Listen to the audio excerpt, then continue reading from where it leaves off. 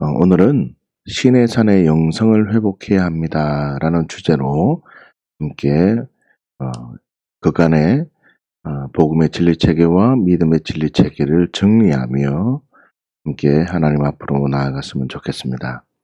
에베소서 6장 16절 말씀을 함께 한번 보십시다. 모든 것 위에 믿음의 방패를 가지고 이로써 능히 악한 자의 모든 불화살을 소멸하고. 아멘. 에베소서 6장 16절에 바울은요, 얘들아, 믿음의 방패가 너무나 중요해 라고 16절에서 선언하고 있습니다. 그 이유는 믿음의 방패의 그 목적, 그 믿음의 방패가 있어야 되는 이유는 악한 자의 모든 불화살을 소멸하는 것이고 불화살을 막기 위함이라는 것입니다. 잠깐 정리를 해볼까요? 복음의 진리체계 위에 믿음의 진리체계가 든든히 세워질 때에 진정한 영의 진리체계가 세워지는 것입니다. 다시요. 복음의 진리체계, 예수 그리스도의 십자가와 부활의 진리를 통해서 영생의 가치가 내 안에 들어오면 믿음의 진리체계, 성경을 통해서 하나님과 예수 그리스도가 어떤 분인지 알게 되어지고 성경을 통해서 영생이라는 비밀을 발견하여 내가 진정한 성경이 말하는 그 믿음의 길을 걸어가는 믿음의 진리체계가 세워지는 것입니다. 그래서 악한 영은요, 내 안에 들어와서 먼저 믿음의 진리체계를 먼저 흔들어 버립니다. 타협하게 만드는 거죠. 그래서 믿음의 진리체계가 흔들어지면 내가 정말 깊이 있고 붙들고 있어야 되는 복음의 진리체계를 흔들어 버려서 그 안에, 내 안에 나가 있던 그 동사 형태의 악한 영이 내 안에 들어와서 내 영혼을 피폐하게 만들고 노략질하게 만들고 결국에는 자기가 들어가야 될, 심판받아야 될 지옥 불도등에 같이 우리를 끌고 들어가는 것입니다.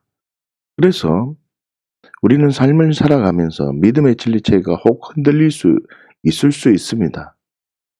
그러나 복음의 진리체계만큼은 변하지 말고 예수를 부인하지 않는 믿음의 자리에 있어야 하는 것입니다. 다시 정리하면 알고 여기고 드리고 계속 신뢰하라는 이 믿음의 복음의 진리체계가 분명하게 세워져야 합니다. 십자가가 나의 십자가임을 알고 그 사람 죽었음을 여기고 나는 하나님께 드리는 자로 되어서 어떤 상황이든 계속 신뢰하는 자로 삶을 살아가야 되는 것입니다. 그리고 실제적인 믿음인 그리스도의 믿음으로 인격적인 믿음인 은혜로 반응하는 삶으로 예수님의 부활은 우리에게 보이지 않는 세계가 있다는 것으로 반응해야 되는 그 믿음으로 나아갈 때 믿음은 보험이 아니라는 그 믿음의 가치가 세워져서 오늘 말씀처럼 신의 산의 영성인 모든 불화살을 막아내는 믿음의 방패를 든든히 세워야 되겠다라는 그러한 믿음의 진리 체계로 반응하게 되어지는 것입니다. 그럴 때 견고한 진을 공격해오는 불화살을 막아야 한다는 것입니다. 너무 어려운 말입니다. 그럼 믿음의 방패가 뭐냐? 좀 이따 나오겠지만 믿음의 방패는 어떤 상황이든지 하나님만 언제나 옳다. 이렇게 믿음으로 고백하는 삶이 바로 믿음의 방패입니다. 믿음의 방패, 하나님의 말씀이잖아요. 성령의 검, 하나님의 말씀입니다. 구원의 투구, 하나님의 말씀에 흔들리지 않는 겁니다. 진리의 띠, 하나님의 말씀에 든든히 써 있는 겁니다. 지금 우리는 이 믿음의 방패를 어떤 영적인 사역으로 반응할 수 있습니다. 물론 맞습니다. 부인하지는 않습니다. 맞는 말입니다. 그러나 이 믿음의 방패는 어떤 상황이든지 그 외적인 것이 옳은 게 아니라 하나님 언제나 오라요 라고 믿음의 고백을 할 때 믿음의 방패가 든든해진다는 것을 아셔야 합니다. 다시요. 불화살의 영향을 받으면요. 우리의 마음이 흔들린다는 거죠. 불화살의 영향을 받으면 우리는 명사 형태인 죄를 공격하게 해서 동사 형태로 반응하게 해서 죄를 짓게 만듭니다. 이 말이 뭐냐면 믿음의 진리 체계를 흔들어서 복음의 진리 체계를 흔들고 그 후에는 내 삶이 전부 다 죄악으로 흘러가게 되어진다는 거죠. 잠언 4장 23절 말씀에 이렇게 말씀하십니다. 모든 지킬 만한 것 중에도 내 마음을 지키라. 생명의 근원이 이에서 남이니라. 아멘. 모든 것 중에 내 마음을 지켜라 라고 선언하고 있습니다. 여러분 왜 마음을 지켜야 하는 것일까요? 마음, 이 진리체계가 흔들린 곳에 불화살들이 공격해 오기 때문에 그렇습니다. 그렇기 때문에요.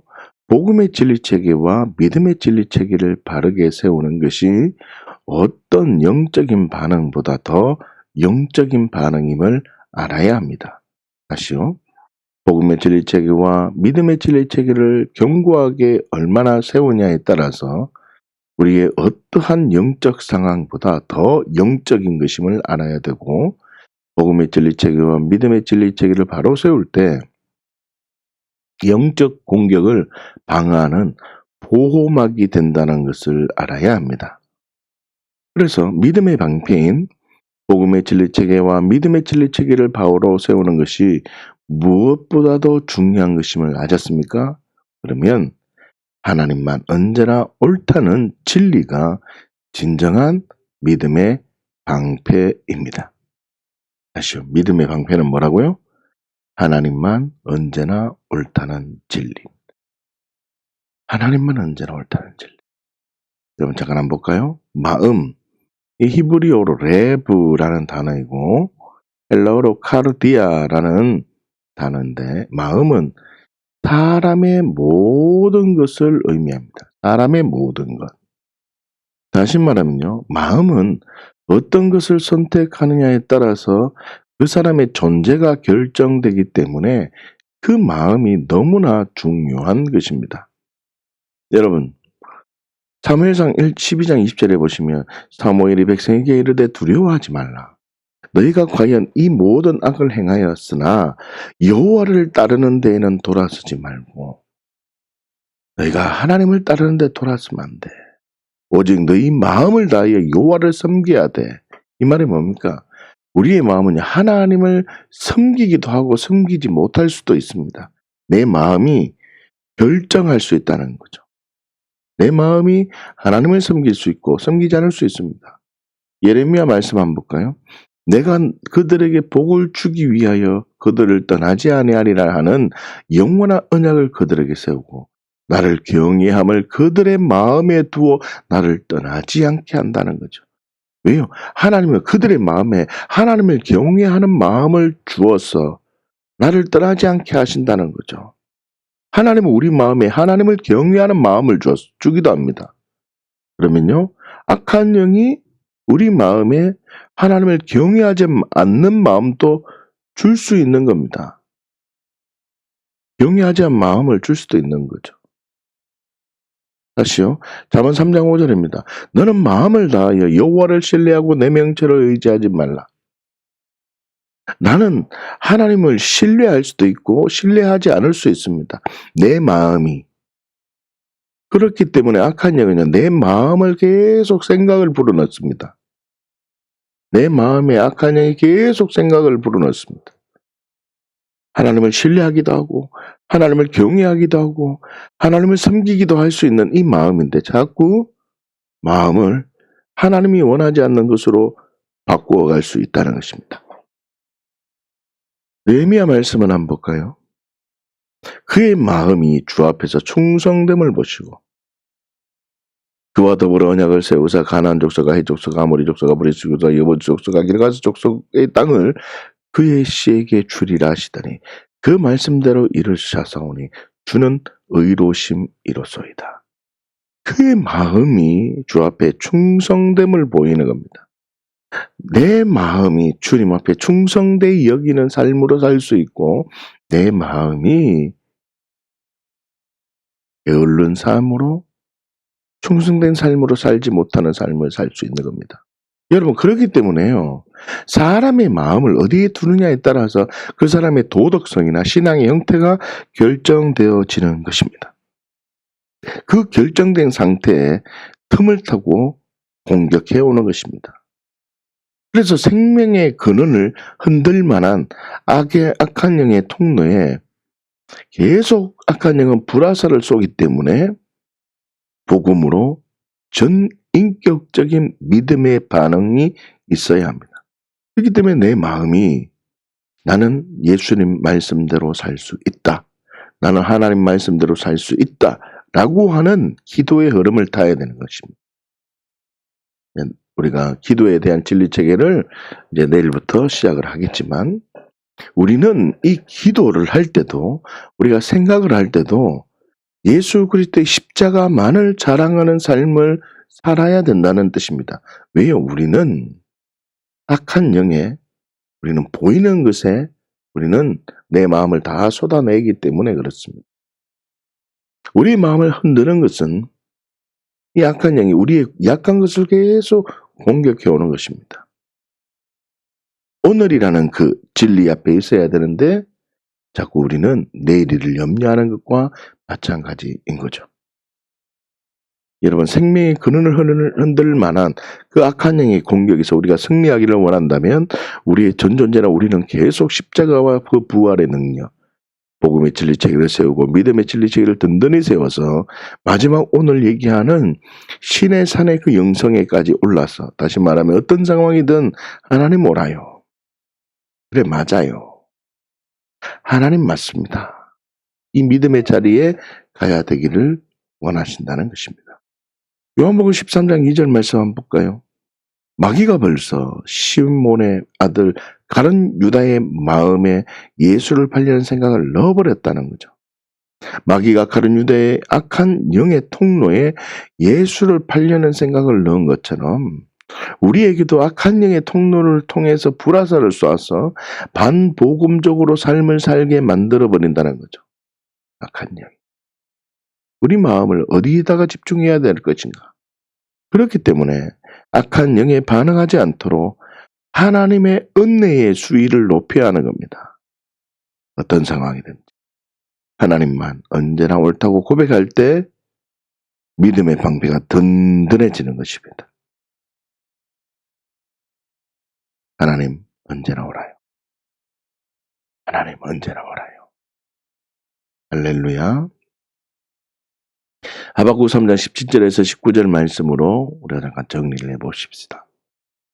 비록 무화과 나무가 무성하지 못하며 포도나무에 열매가 없으며 감람나무에 소출이 없으며 밭에 먹을 것이 없으며 우리의 양이 없으며 외양간에 소가 없을지라도 나는 여호와로 말미암아 즐거워하며 나의 구원의 하나님으로 말미암아 기뻐하리로다.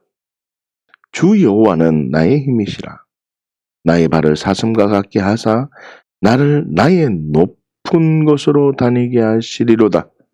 이 노래는 지휘하는 사람을 위하여 내 수금에 맞춘 신이라. 여러분 17절을 보시면요. 진정한 믿음이 뭐라고 말하냐면 복은 상황의 변화에 있는 것이 아니다 라는 것을 선언합니다. 17절에 보십시오. 무화과 나무가 무성치 못하고 환경이 어려운 겁니다. 포도나무에 열매가 없으며 다 마른 상황입니다. 감람나무에 소출이 없으며 밭에 먹을 것이 없으며 우리의 양이 없으며 외양간에 소가 없는 상황. 그럼에도 불구하고 여호와로 말미암아 즐거워하는 진정한 믿음. 그 진정한 믿음은 뭐라고요? 여호와로 말미암아 즐거워하는 18절의 고백인 것입니다. 나의 구원의 하나님으로 말미암아 기뻐하는 고백. 그리고 마지막 진정한 영성은 하나님 언제나 오라요. 하나님 언제나 오라요 라는 그 고백입니다. 나를 나의 높은 곳으로 다니게 하시는 그 은혜. 여호와는 나의 힘이시라. 여호와는 나의 힘이시라. 나는 가진 것은 뭐밖에 없다는 거죠. 능력밖에 없다는 겁니다. 예수님 때문에 모든 능력을 가진 자임을 알아야 하는 것입니다. 할렐루야. 진정한 영성은 이 믿음의 방패는요, 나를 나의 높은 곳으로 다니게 하는 그 삶, 하나님 언제나 옳습니다라고 고백한다는 삶입니다. 여러분, 높은 곳에 올라가면요, 공격을 받지 않는 겁니다. 어떤 불화살도 밑에서 높은 곳을 향해서 불화살을 쏘더라도 정말 높은 곳에 올라가면 화살의 영향을 받지 않는 겁니다. 여러분, 높은 곳에 올라간다는 것은 예수님처럼 하나님만 언제나 옳다는 고백을 하는 삶입니다. 여러분, 하나님 언제나 옳다는 고백을 하려면 어떻게 해야 되겠습니까? 여러분, 복음의 진리체계가 든든히 세워져야 됩니다. 알고, 여기고, 드리고, 계속 신뢰하는 복음의 진리체계.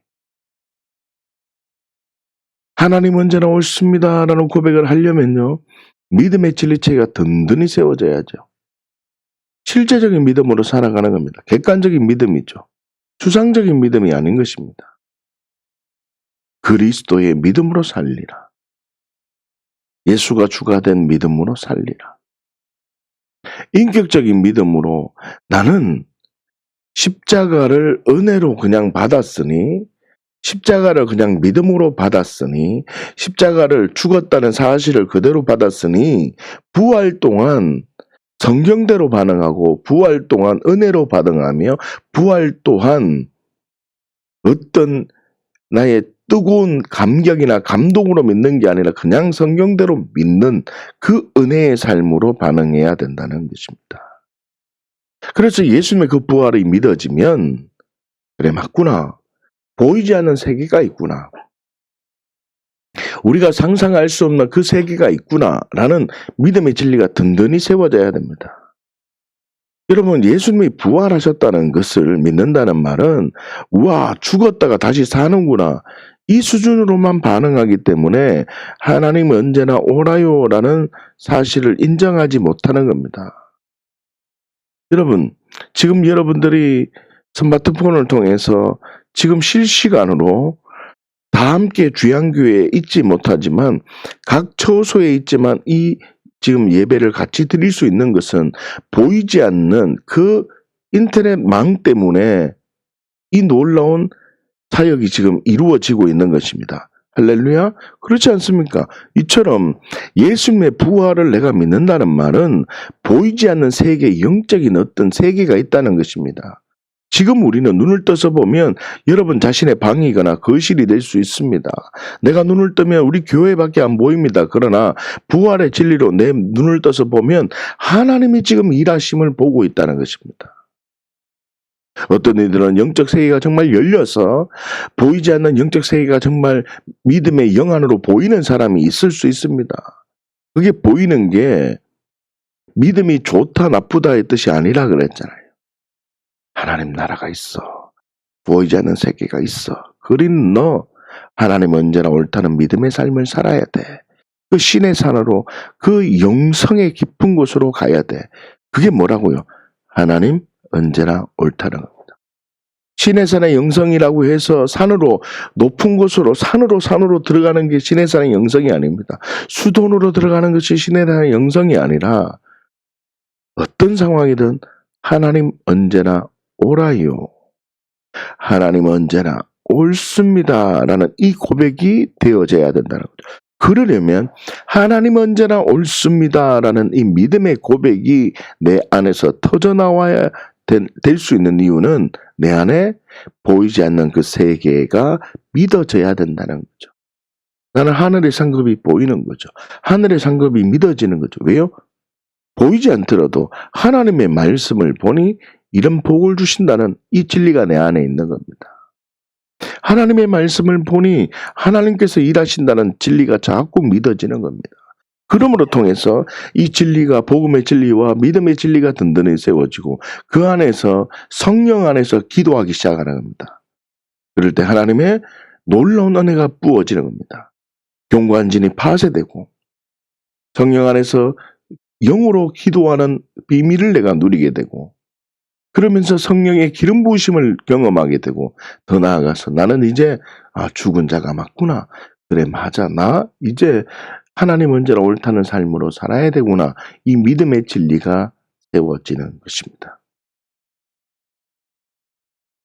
저도 맨 처음에 이걸 잘 몰랐습니다. 하나님만 언제나 옳다는 진리가 믿음의 방패인지 잘 몰랐습니다. 그러나 하나님께서 우리에게 이 죄인의 DNA를 계속 나누면서 하나님은 이 결론까지 이르게 해 주셨습니다. 사랑하는 주양 가족 여러분, 높은 곳에 올라간다는 것은 어떤 영적인 기도의 능력이 아니라 하나님만 언제나 옳다. 이 믿음의 고백임을 기억하십시오. 하나님만 언제나 옳다는 이 고백을 하기 위해서는 우리가 복음의 진리체가 세워져야 되고 믿음의 진리체계가 세워져야만이 오직 하나님만 언제나 옳습니다 고백하는 삶을 살 수 있는 것입니다. 오늘 하루 하나님만 언제나 옳다는 고백으로 어떤 불화살도 막아내서 풍성한 열매가 항상 있는 정인의 삶이 되시기를 예수님의 이름으로 축복합니다.